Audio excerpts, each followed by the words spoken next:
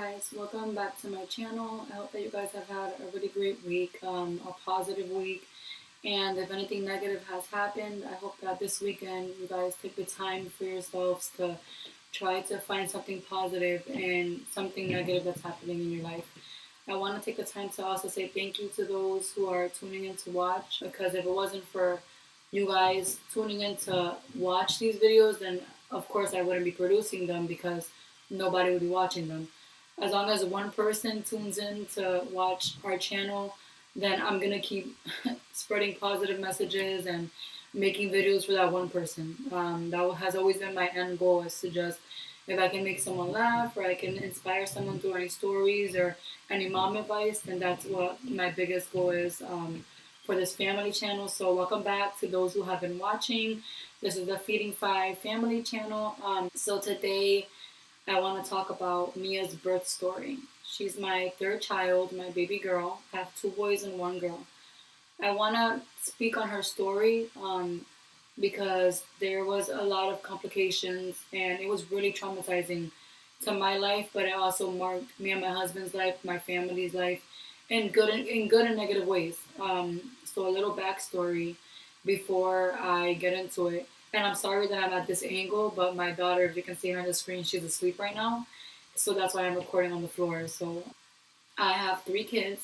I've had three pregnancies, and all three have been C-section because I've had these pregnancies in a span of 4 years. And Josiah, my oldest, when he was born, he was almost 11 pounds at birth. He was 10.7, which is crazy. I don't know how I produced such a huge baby, because after that, Levi was like 8.4 and Mia was 8 exactly. So I don't know why Josiah came out that big, but because of that, every time I got pregnant, it was so close together that my gynecologist would say that it's safer to have a C-section. So my first C-section was fine. No big complications, just normal things that you would feel after C-section.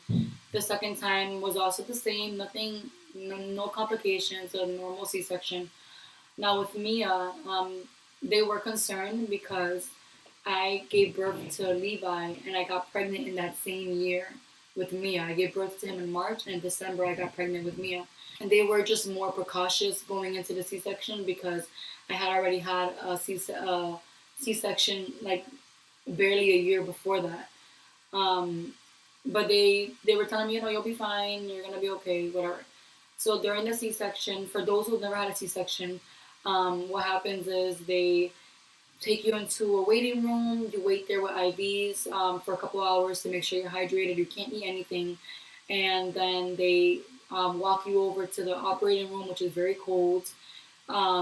They give you a spinal epidural, which is the worst part of it all, just because you have to bend forward and they have to try to find the right spot, and they've had to, probe me a few times just to find the spot. But that's the worst part of the C-section, really, if I'm being honest. They cut you open, you have a curtain from your chest down so you can't see anything, and that's pretty much it. So the C-section was just like procedure, like it's always been. At the end, they put Mia right on top of me. They did chest to chest, and it was fine. It was the doctor did say there was two doctors operating on me, and the male that was operating on me, he said that there was a lot of scar tissue, more scar tissue than he's seen in any of the C-sections that he's done in the last few years. So I know that it's due to how many C-sections I've had already in a short span of time. But he said there was no complications, that everything should be fine, whatever. So they brought me back into the room, went upstairs to labor, to the room you're going to be staying at for a few days. When you have a C-section, you have to be there for like 4 to 5 days just so they can monitor you, monitor the baby. So everything was going fine. The first night was okay. The next day was when I wasn't feeling well. I was feeling really nauseous. I was feeling really lightheaded. I was feeling not normal. And my husband was there, and I was telling him, like, I don't feel okay, I don't feel right. And he's like, oh, you lost like a lot of blood. And I had forgotten that they did tell me you lost quite a bit of blood, but they didn't tell me the amount. And he told me it was almost a whole like container full, which I later found out was 900 cc's, which is a lot to lose in a C-section. I told the nurses, like, I'm not feeling well. They're like, oh, you just had a C-section. You're going to feel sick. But I didn't feel it right inside of me. Something was not normal, and I knew that. So hours kept going by, and it was to the point where I would stand up and I would feel like I couldn't even walk. I felt like I was dying, like life was draining from me.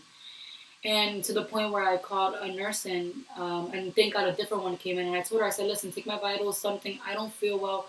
This is not normal. I've had 3 C-sections. I know how I've usually felt. And so she's like, oh, she actually heard what I said and took it into consideration. She said, let me call the doctor that operated on you. So she spoke to the woman that operated on me, that came to me and told me about my blood. So the doctor told the nurse, check her blood levels, her hemoglobin immediately, because she did lose a lot of blood. So when they finally checked me, I knew it was bad news, because the doctor and then 2 other nurses and like a residential doctor came in. And I just saw the look in their faces. So I'm like, is everything okay? And they're like, well, your hemoglobin is low. A good hemoglobin level should be in the 20s, low 20s, even like low teens, 14 is good. She said your hemoglobin is at a 6, which is, she said, very life threatening, and you're gonna need a blood transfusion. So I was like, I started crying, because I'm like, I didn't understand. I've heard of blood transfusion before, but I've always heard of them in like life threatening situations. So it was weird. It was scary to find myself in a life threatening situation. And I was telling her, like, is there anything else that we can do? Do we have to do a blood transfusion? And she was telling me there's certain iron boosters that they can give me through my IV, but it would take a few days to kick in. And though they're gonna do that also, she said you need to have a blood transfusion. I recommend it to save your life, because it's your hemoglobin's just getting lower and lower, and we're worried that you're gonna fall into a coma. So I was like shocked, like so scared. I was like, oh my god. I said, fine, I don't have a choice. If I need a blood transfusion, then give me the blood transfusion. It's gonna save my life. So that's a process. They have to order it. So they match your blood, your your blood type. They match it, and they obviously match the right one, but they have to get the blood transported, because they don't just have it in the hospital. They have to get it transported. So it was gonna take about an hour or two. So another nurse came in, and she said, you need to sign this form. And it was basically, which is scary, basically a form saying that if anything goes wrong, because there are side effects to a blood transfusion, your body can reject the blood. It can not take well to it. It can have an allergic reaction to it. Though the blood is clean and it goes through processes, it's still something entering your body that's not your own. Um, and so she said, you need to sign this. And I honestly didn't want to sign it, because I was like, so if I die, that's on me. Like, you guys should have gave me the iron boosters maybe the minute you saw that I lost that much blood in my C-section. But I was just so overwhelmed just having a baby. I signed it, and they had to keep a nurse in the room with me for those 2 hours, because they were scared that I was gonna slip into a coma or pass out. So that was just scary in itself. My husband was there. He was very supportive. Um, that was like day 2 after I had the baby. He had to actually leave to pick up our kids, my 2 boys, who somebody was babysitting them. And he had to go pick them up, so he had to leave me there. He felt bad to leave me there, but I was like, go, it's fine. Our boys need you. They need one of us, with them. So I was scared, because I was going through all these things alone. I didn't really have like many people to call to be there with me. It was during the week also. People are at work, so it was just very scary. Finally, it was time for the blood transfusion, so I needed 2 bags of the blood transfusion. So I can explain what exactly the procedure is. They just stick a bigger IV in you, because the blood is thicker, and it's basically just going in through your IV, going in through your veins. So it was more uneasy just watching it pump into my hand. And each bag of blood needed to pump slowly into you, so it would take 7 hours each bag.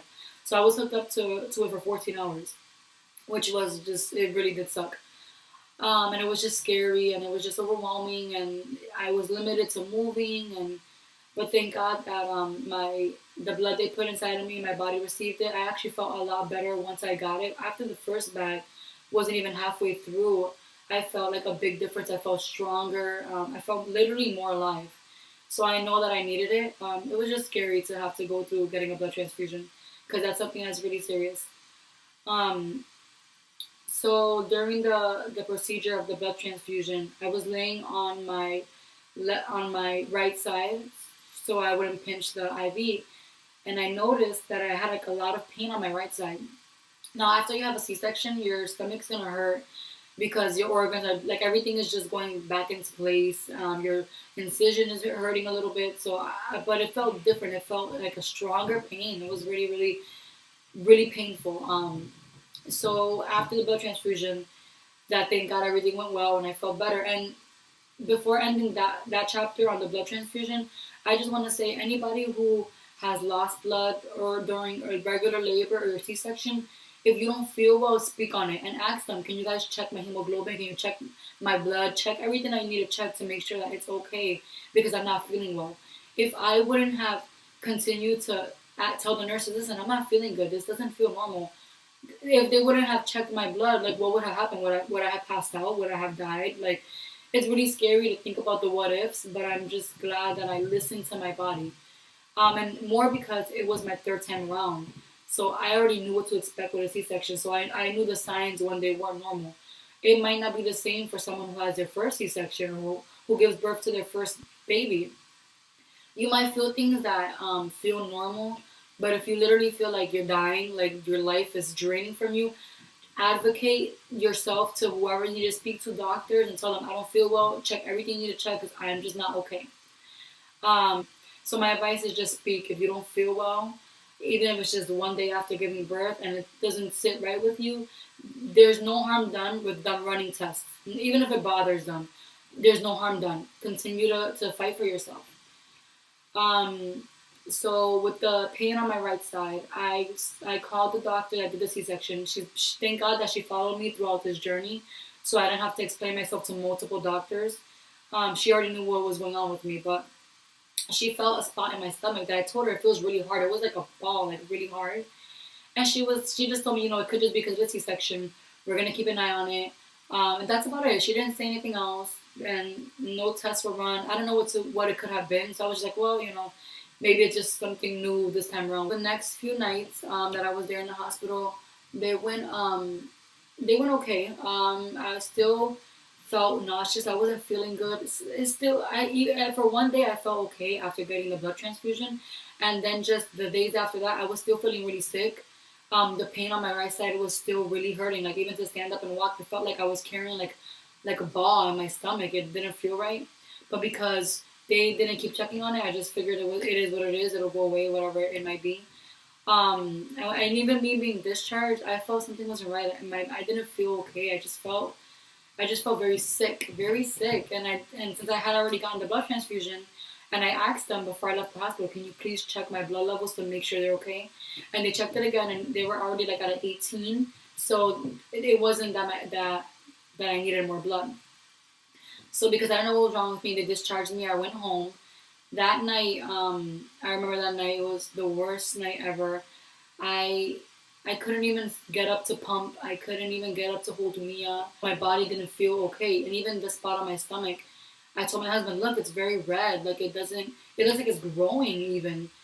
And so he, for some reason, and it was genius that he did that. He marked around my stomach where it was, where the ball exactly was, and it was. And when he drew it out with a marker, it was pretty big. It was like maybe like that big on my right side of my stomach. It was really huge. And I started looking things up on the internet, like what could this be? What could this be? And then different things came up, but the number one thing that came up was a hematoma, which is a formulation of blood. So it's like a blood clot, a mass blood clot, really big blood clot. And so I figured maybe that's what I have. And I started reading more about how they would have to drain it if it was really that big, or just so many things. So I told my husband, I need to go back to the hospital. I'm gonna have to go back to the emergency room. And we went to the emergency room because they wouldn't see me back at labor and delivery. So when we went there, we were waiting there for hours. And finally, there was different nurses that kept coming in to check what it was, and they were like, "Wow, this is really big. Like, what could that be?" And they kept calling in more nurses to see it, which was hard because I was in pain. I had just had a baby, my daughter. Like these were the first few days that I'm spending with her in a hospital, in an emergency room. So I was just really overwhelmed, and I was literally crying over everything. Like it was just so emotional, so hard on me, so hard on my husband because he was tired from taking care of the two boys for the week that I wasn't there, and now to come back to the emergency room not knowing what's going on with me, it was really hard for us to understand why this was all happening. So finally, a doctor came in and he felt around and he said, yeah, and I thank God for this doctor because he was like, yeah, this doesn't feel right. This feels really big. It's really large. We're gonna need to have a CAT scan, like a full body CAT scan. And I was really scared because I've never had a CAT scan. I had to drink some kind of a fluid that would go through my body so that they can see correctly what was going on in there. And it was just very overwhelming because I was breastfeeding at the time. I was pumping, and so they were like, well, because of the fluid you're drinking, you can't continue to pump. So I was like, I've never given my kids formula, and not that I'm against formula, but I just have always pumped breast milk for my kids. They've never had to take formula. So that was like another like big thing on top of me that I just started crying. I'm like, I want to give her breast milk. Like I don't have enough for the next few days. They were like, you're gonna have to like not give her breast milk for like 24 to 48 hours, and I was just crying and I was so stressed out. But I said, okay, you need to do a CAT scan. I understand. So they put me in a robe. My husband stays in the room with Mia. They had to take me down on my own, and Joshua's grandmother actually she came to the hospital to be with us because I think she just knew we were overwhelmed and that we might have just needed somebody there for support. So I'm grateful for her. She came. My daughter's waking up. I don't know if she'll be okay. Okay. So she came to the hospital to be there with us and my husband. If you have family or friends you can depend on or rely on when you're going through stuff like this, reach out to them because it's important to have that kind of support system around you. I don't have much support system. It's really just me and my husband raising our kids. We don't have a lot of people we can depend on, but the few that were able to help out during that time was just a big blessing. So, anyways, they do the CAT scan and they put me in the machine, which is really scary. I was very scared, and it was a few minutes after that I was done. I looked to my left to where the room was, where they could see the results, and I knew something was wrong because the man and the other woman that was analyzing it, they would look at each other kind of weird. So when he put me back on the wheelchair, I said, "Was everything okay? Did you guys find something?" He said, "Oh well, I can't really read those things, so I don't know, but they'll talk to you when you go upstairs." So when I went upstairs to the room where my husband was with his grandmother, um, I saw that he must have been crying. So I felt bad. I'm like, "Hey, are you okay? What's wrong?" And I think he just kind of broke down to his grandmother. I don't know what was even said. Even to this day, he didn't tell me, but because I think he was trying to remain so strong for me because I was crying so much and I was going through so much. But I think it took a toll on him too because it's just seeing your wife that way and just knowing that she's in the hospital, she's hurting, you just had a baby. These should be the most happiest moments in your life, bringing this baby into the world. And we're going through so much uncertainty with my health that it's scary. It's really scary. So eventually the doctor comes in and they tell me that it is a hematoma and there's other things that they're waiting for a higher person to analyze. So they tell me you're going to be staying here for the night. And I'm like, okay, fine. So I'm staying here. So they were telling me they couldn't admit me back into labor and delivery because I had already been discharged. So they said I had to stay in the women's floor. And they were telling me that my daughter couldn't stay with me. And I was like, well, she has nowhere else to stay. I'm not gonna. She's breastfeeding. Oh, so then while I was in the CAT scan room, they actually told me you could breastfeed your daughter. The liquid you drink, we just spoke to lactation, and they said it's safe. So I was happy. I was like, oh my god, yes, I can breastfeed her. So they were telling me, you can stay, but she can't. And I told them, well, I breastfeed her. So if she leaves, I leave. If she has to go, then I have to go. And you guys are gonna be facing a major lawsuit. And so I guess when I said that, they were kind of like taken aback, like, because I meant business. Like, I'm going to spend this time with my daughter. I just gave birth to her 5 days ago. There's no way I'm going to let her just leave. Who is she going to stay with? My husband can't breastfeed her. Like, no, she's going to be with me. So after talking to, like, a bunch of people, because I was refusing to let her leave, they decided that it would be okay if she stood there, but she would have to stay under someone else's supervision, meaning that the hospital couldn't be liable for her, and that someone had to be with me at all times while I was there as kind of her caretaker. So that even itself was like, are you serious? So who am I going to call to be with me 24 hours around the clock with her. Like my husband had to be with our kids. It was just even more stress. But I had to stay. I was, they had to figure out what was going on with me. So I went upstairs. His grandmother stayed with us for a few hours. For the first time ever, we had to leave our kids sleep over at my sister's house. They've never been apart from us, so that was hard for me and my husband. My husband especially, to just leave them for one night. It was a lot. We've never been one night without our kids. So he stayed with me that night. Throughout the early mornings, around 6 in the morning, the same doctor that operated on me came to see me, which I'm grateful for, because she already knew what was going on. And so she told me, "Yup, you have a hematoma. Your options are you cannot drain it because it's not. There's nothing to drain. It's just a big form of blood that is hard and is going to soften over time in about 6 weeks." She said the pain will lessen, but there's nothing they can do. So there was nothing they can really do for the hematoma, but put like warm compresses and just let time heal. But then she told me some really scary news, and she told me it appears that you have cellulitis, which is a very serious infection in your tissues. And she said you've had it for about 5 days. So since I got out the operating room, I guess I contracted it. I don't know how. They don't know how, and it spread to the majority of my stomach area. She told me it's very serious, a very serious infection, and they would have to immediately put me on IV antibiotics. Let me go get my daughter. All right, guys. Sorry about that. My baby girl woke up, so she's gonna be part of the rest of this vlog. Okay. So going back into it. So cellulitis is a skin infection through the tissues, and she told me I'm very happy that you listen to your body. That infection is what's making you feel sick, is what's making you feel weak. It's what's making you feel unwell. And she had told me that she was like, I'm happy that you listen to your body because a month prior, there was a young woman. She gave birth to her first daughter through C-section as well, and she ended up contracting cellulitis, but she didn't know what it was. She didn't know what she was feeling because she didn't go back to the doctors to check on what was going on with her. She went a month later after having her daughter through an ambulance because she just couldn't walk, she couldn't get up. And when she got to the hospital, it was already too late. She died. She passed away because that infection is very life threatening. And they had already started a GoFundMe page to help her daughter who she left behind. But that story scared me. I was like, wow. Imagine if I wouldn't have said anything. Imagine if I would have just kept passing it off as, oh, this is just a side effect of a C-section or side effect of birth.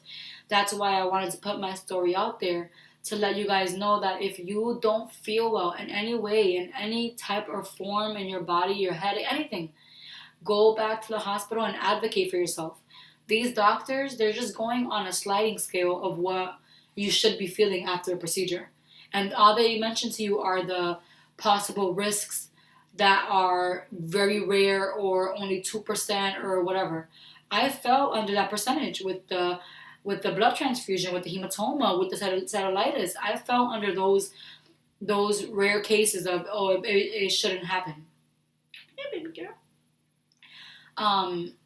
And that's why I'm thankful that I was able to listen to my body, to listen to my conscience telling me something is not right with you. You need to go in.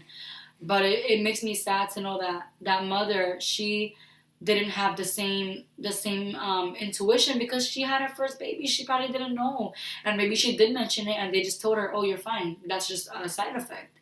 That's why I wanted to put the story out there. That though it was traumatizing to me, and it was something that was so strong in my life at that moment because I had just had this baby girl. I had just given birth. I was submitted for another 11 days on antibiotics because they wanted to make sure that infection was gone. And what it feels like is just a really red area around your wherever part you can contract it anywhere. It feels very red, very hot, and like your skin looks kind of yellowish because it's an infection. So I was on IV antibiotics, and I was feeling good days into it. I was feeling, really, really good. The biggest struggle was finding people to stay with me when I was with her for 11 days. Like, that's a lot of days. But I thank God for my husband's family. They were able to pull through for us, for me, for him. They would all take turns watching our kids. He was coming to stay with me sometimes. His family will have to stay overnight. My 2 sisters came, and I'm grateful for them. And I'm grateful for the few people that were able to come together to help us get through this time. I am a strong believer in faith and that everything happens for a reason.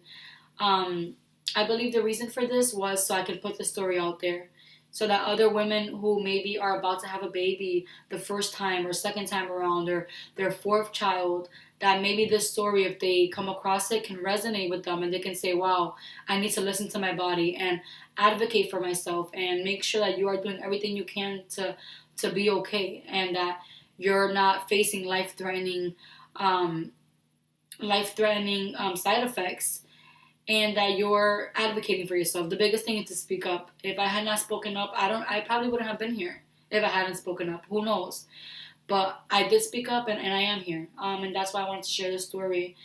So I believe that that's why I went through this. I also believe that this was a test for me and my faith in God, my faith in knowing that everything will be okay.